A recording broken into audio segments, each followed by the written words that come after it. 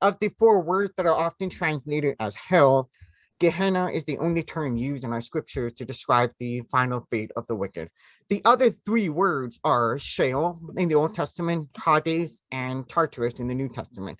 It's important to notice that within biblical theology, all men, righteous and unrighteous, go to Sheol or Hades upon death, but only the unrighteous are finally destroyed in Gehenna after the final resurrection. It is used, the word Gehenna is used primarily by Jesus in the Gospels, once by James, and is entirely absent in the writings of Paul.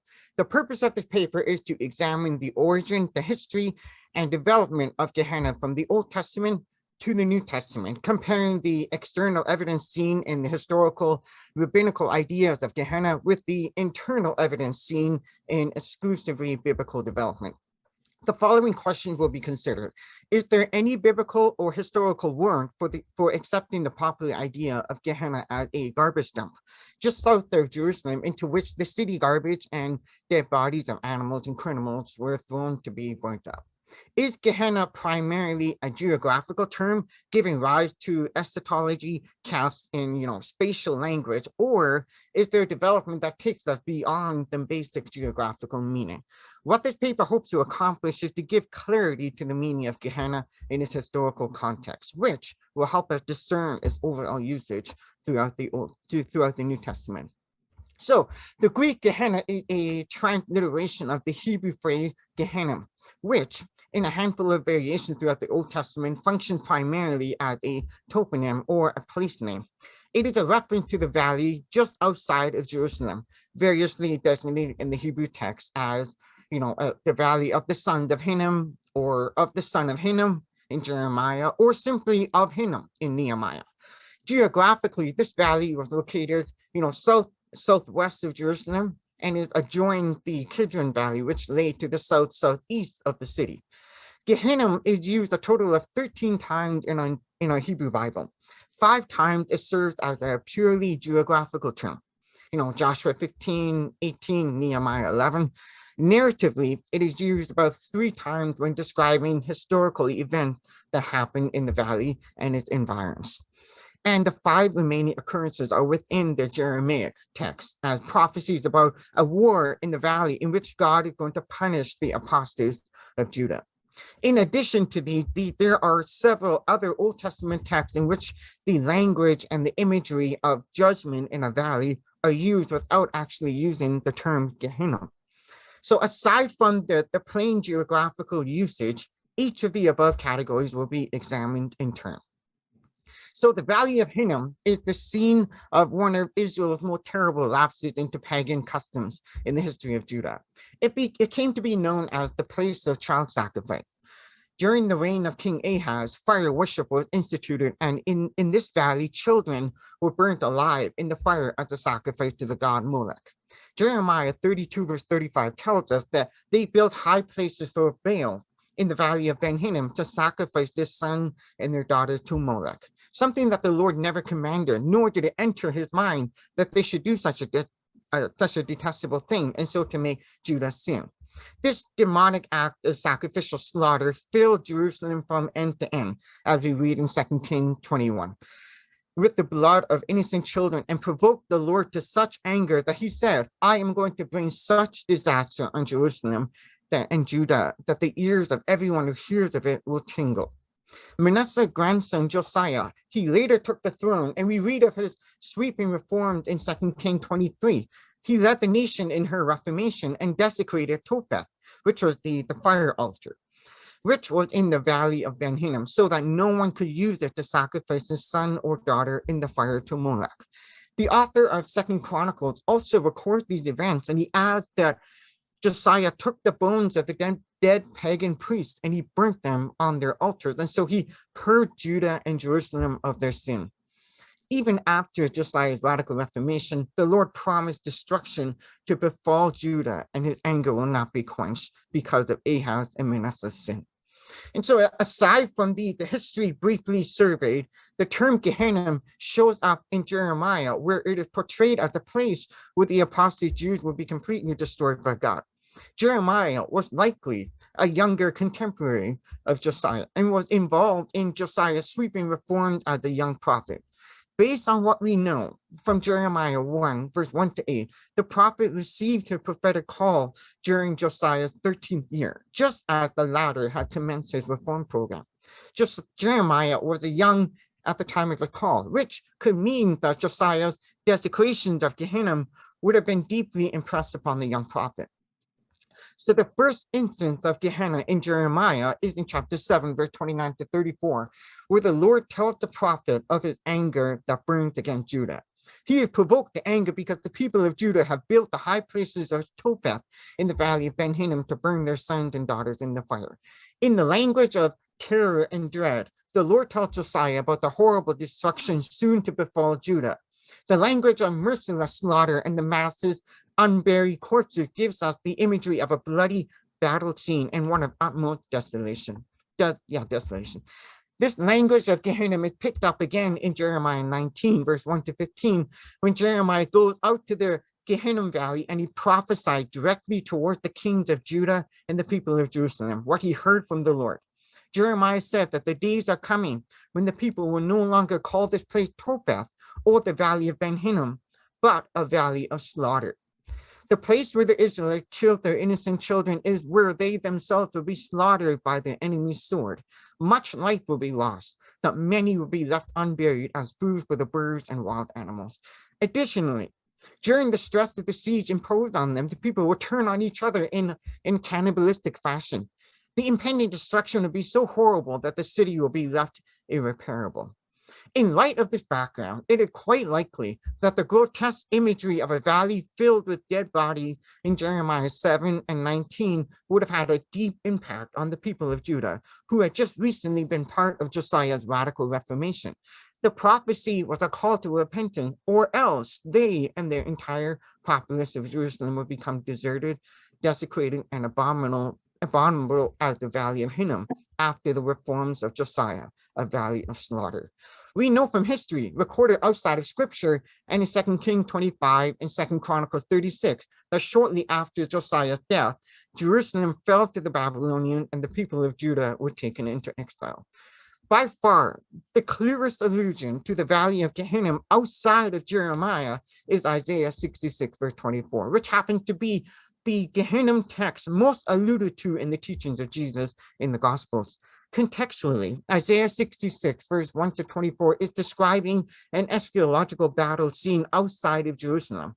The Lord protects the righteous within the city while utterly slaying the wicked who rebel against him by divine fire and sword.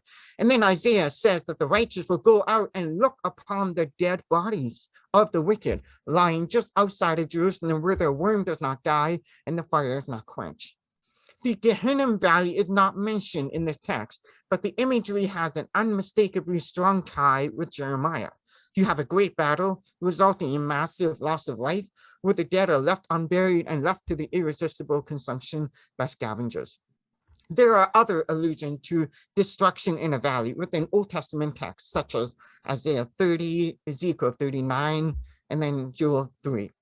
But in each of these cases, as we saw with Isaiah 66, verse 24, they do not mention Gehenna by name.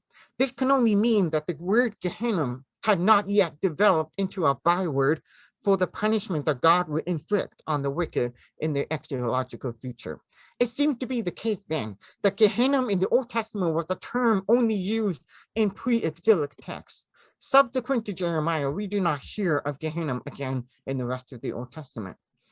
Interestingly, the Septuagint does not have Gehenna, and Josephus mentioned neither the term nor the matter. Within the Second Temple literature leading up to the time of Christ, it is questionable that Gehenna was ever used as a toponym for final punishment. The scholar Kim Papaioannou suggests that the relevant mention of Gehenna in the Apocrypha and the Pseudepigrapha are found in later writings of 4 Ezra, 2 Baruch, Apocalypse of Abraham, and the Sibylline oracles. All of these, he says, are dated after AD 70, toward the end of the 1st century or even later. And so there exists a large gap between the Gehenna of Jeremic origin and the Gehenna of the later 1st century AD. Gehenna, according to Jeremiah, was a valley where the wicked were slaughtered in battle, and the dead bodies were left unburied. According to later Jewish writing, Gehenna became an eschatological term referring to an otherworldly place where the wicked, sometimes in their bodies, sometimes only as disembodied souls, are sometimes annihilated, but often anguish in fire forever without end. And so, in other words, Jeremiah seemed to envision annihilation in Gehenna as the fate of the wicked, whereas later Jewish writings show evidence for a prolonged or even eternal torment as the punishment in Gehenna. It is difficult to reconcile or harmonize these ideas when there is such a large historical gap with no evidence showing a coherent, gradual development of the theme beginning with Jeremiah and continuing down the centuries. This is not to dismiss the fact that there were some texts in the intertestamental period, albeit few and in embryonic form, that warn of eternal torment, but they were not in connection with the geographical Gehenna. Rather, they appear to have sprung forth from non-Jewish philosophy. Based on the evidence that we have, it seems likely that Jesus, in his teaching on Gehenna, continued the Gehenna motif of Jeremiah. It is here that we must turn to Jesus in the New Testament. Throughout the New Testament, Gehenna is mentioned a total of 12 times, 11 from the lips of Jesus. Twice he addresses the Pharisees, and all other times that Jesus talks about hell, he is addressing his own disciples. Within the gospel, Matthew refers to it a total of 8 times. Mark uses it 3 times, all in the span of 5 verses in chapter 9, and Luke only uses it once. The only other occurrence of Gehenna is in James 3, verse 6. The understanding of Gehenna in the New Testament is that it is the location where the wicked are punished after the final resurrection, especially in the gospel. In most cases, according to Loewen, the term is rendered as a place of punishment, or a place where the dead suffer, or a place where the dead suffer because of their sins. Time and space do not permit a detailed exegesis of each of these Gehenna texts, but several general observations are in order. Among the Gehenna references in the Gospels, it is interesting to recognize that there is a unique emphasis on the body. We see language of mutilated body parts in Matthew 5, verse 29 to 30, 18, verse 9, and Mark 9, 43 to 48, with Gehenna as the context. For example, Mark 9:43 says that if your hand causes you to sin, cut it off. It is better for you to enter life maimed than with 2 hands and go into Gehenna. Jesus repeats this phrase twice when he speaks similarly of feet and eyes. And so as a parallel between partial loss and total loss, Jesus seems to be pointing out that to enter life maimed is better than to be a dead corpse thrown into Gehenna. What is more, almost akin to what I would call spiritual gangrene. If action is not taken to get rid of sin, it will eventually consume and kill the whole body. Thus, it seems a comparison is drawn between a severed limb and a lifeless body in Gehenna. A corpse thrown into Gehenna is reminiscent of the dead bodies in Jeremiah's Valley of Slaughter and Isaiah's scene of massacre. Here we notice that Jesus, who is a Jewish rabbi, immersed in the Hebrew scriptures, he quotes directly from Isaiah 66, verse 24. And then by inserting Gehenna in a quotation, he brings the imagery of Jeremiah's Valley of Slaughter into focus. It's not hard to see how the images complement each other. All of these depict gruesome battle scenes that result in a devastation of mutilated and dead bodies. In addition to the emphasis on the body in the Gospels is the geographical dimension in the development of the Gehenna motif. Within the synoptic gospel, Matthew uses Gehenna the most generously. Not only is Gehenna a geographical term, it is thoroughly a Jewish term, one that Jews in Jesus' day would have understood as part of their history. Mark and Luke use the term sparingly, which is explained by their majority Gentile audience. James, like Matthew, was addressing a primarily Jewish readership. And so when we look beyond the gospel and James, we don't find a reference to the geographical Gehenna in any of the other New Testament books. Understandably, to a Gentile who was unfamiliar with the geography and the history of Jerusalem, the teachings of Jesus, and the Hebrew scriptures, the term Gehenna would have made very little sense. And so this explains the complete absence of Gehenna in the writings of Paul. He doesn't speak of the fate of the wicked in geographical language, similar to Jesus or the other apostles. It would not have made sense for him to do so, since he was writing to a mixed audience in Asia Minor who would have not understood such geography. And so instead of geography, Paul uses language of teleology. In other words, Paul is interested in the decisive or punctiliar action of destruction at the end, the telos of the wicked. For example, in his letter to the Philippians, Paul says that those who live as enemies of the cross will find their end, their telos is destruction. Philippians 3, verse 18 to 19. We also have 2 Thessalonians 1, verse 8 to 9, where he described what will happen on the day of the Lord when the wicked will be punished with an eternal destruction from the presence of the Lord.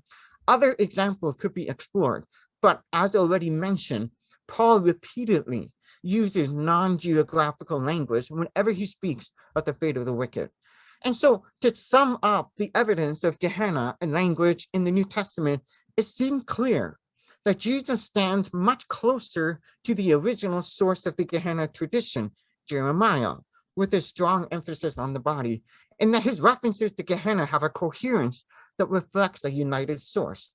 In other words, Jesus is very closely tied to the Gehenna of Jeremaic origin. But as we move further and further away from Jesus into the later Jewish writing, we see a tendency to move further away from the body towards an interest in disembodied souls, which revealed a lack of unity on the consensus of Gehenna. Now, what about the Gehenna garbage dump idea? Chief among the modern ideas surrounding Gehenna is that of a smoldering garbage dump south of Jerusalem where perpetual fire consumed the city waste and the dead bodies of criminals thrown into it. Many prominent scholars appeal to this idea, and often without evidence or explanation. Curiously, even Loewen appealed to this notion. The most common route by which this idea is adopted is from the suggestion that during Josiah's sweeping reformation, when he declared the valley unclean, it was subsequently set apart as a place where refuse and was discarded and burnt. Supposedly, this usage of the valley continued into Jesus' day, where the sight and the smell of the place would have been familiar to the contemporary Jew. However, the whole idea of Gehenna as a municipal garbage dump is based on very thin evidence. Among the scholars who question this theory, Francis Chan and Preston Sprinkle are quite helpful in pointing out that just because Jesus' description of hell may have been inspired by the image of a burning garbage dump, if it was, it doesn't mean that he is referring to the actual garbage dump when he used the word Gehenna. To suggest that Jesus is referring to an actual garbage dump in geographic terms is to misunderstand how language works. Chan and Sprinkle illustrate this misunderstanding. Quote, I have often heard people refer to a gridlocked freeway as a parking lot. The statement is inspired by a literal parking lot, but nobody is claiming that people drive to the freeway, stop, lock their car, and then go about their business. That's just the way imagery works, end quote. Within linguistic studies, D.A. Carson refers to this as confusing the referent with the sense. Papaioannou helpfully points out that the garbage dump motif is in awkward tension with Luke 12, verse 4 to 5, which draws a contrast between humans who can kill and then do nothing, and God who can kill and then cast into Gehenna. If indeed there was a fire burning in the literal valley of Gehenna, the contrast loses its power. Not only God, but human can also cast into Gehenna. Even when we set aside the functionality of languages, G.R. Beasley Murray says that the notion that the city's rubbish was burned in this valley had no further basis than a statement made by the Jewish scholar David Kimhi, made about 1200 years after Christ. It is not attested in any Asian source. David Kimhi, who was a medieval rabbi, he wrote in a commentary on Psalm 27, Gehenna is a repugnant place into which filth and cadavers were thrown, and in which fire perpetually burned in order to consume the filth and the bone, on which account, by analogy, the judgment of the wicked are called Gehenna. Somewhat ironic is the earliest source of the garbage dump illusion when we notice that Kimhi, who was writing from Europe, not Israel, himself only saw it as an analogy. for the judgment of the wicked. Peter Head is even more terse when he says that within the primary sources and ancient texts, the evidence for the existence of Gehenna as a fiery rubbish dump in this location is non-existent. But in any case, a thorough investigation would be appreciated. Furthermore, as an archaeologist, Bailey points out that there is no evidence for Gehenna as a garbage dump in the archaeological data from the intertestamental or rabbinic periods. If Gehenna was a fiery garbage dump just south of Jerusalem, we would be able to dig around and find evidence. But there is none. Gehenna did not become infamous as a flaming heap of garbage. Rather, it is an explicit reference to the Jeremic valley of slaughter where God severely judged the nation of Judah. How is it that the majority of the Christian churches have bought into an idea of Gehenna that had no evidence earlier than 1200 AD, hundreds and hundreds of years after Christ? And so in conclusion, the toponym Gehenna has an unavoidable relationship to the Gehenna of Jeremiah, where the apostate Jews were utterly slaughtered and left unburied and exposed to the elements and scavengers. Beyond Jeremiah's usage of Gehenna, it does not appear anywhere else in the Old Testament until Jesus incorporates it into his teaching of the fate of the wicked. Jesus seems to continue the Gehenna motif of Jeremiah by focusing on the body and bringing in the imagery of Isaiah 66, verse 24, thereby giving a stark image of appalling destruction where the wicked are completely destroyed. And so the questions that need to be wrestled with are, how does the geographic Gehenna of Jesus point us to the eschatological fate of the wicked? Does Jesus continue the geographic language as though the location of final destruction were important? To be sure, the Jewish hearer would have understood Jesus in a straightforward manner and knew the value of which Jesus was speaking of. But what is helpful to note is that Gehenna can be considered a partial vision, a type of the further judgment anticipated for the whole world, and indeed the entire cosmos. In other words, what is true of the Jewish Gehenna in its geographical sense is true of the cosmos when God finally comes to destroy all evil. Locality is always part of a particular act of destruction, but what is the focus of Jesus and Paul and the other New Testament writers? It seemed to be the case, given their particular context and environs from which they wrote, stress is placed on the act rather than the location of destruction. Therefore, hell is not merely a place one goes to, but most importantly, it is the act of being completely destroyed by God when the offer of life is forever removed from their reach. Thank you.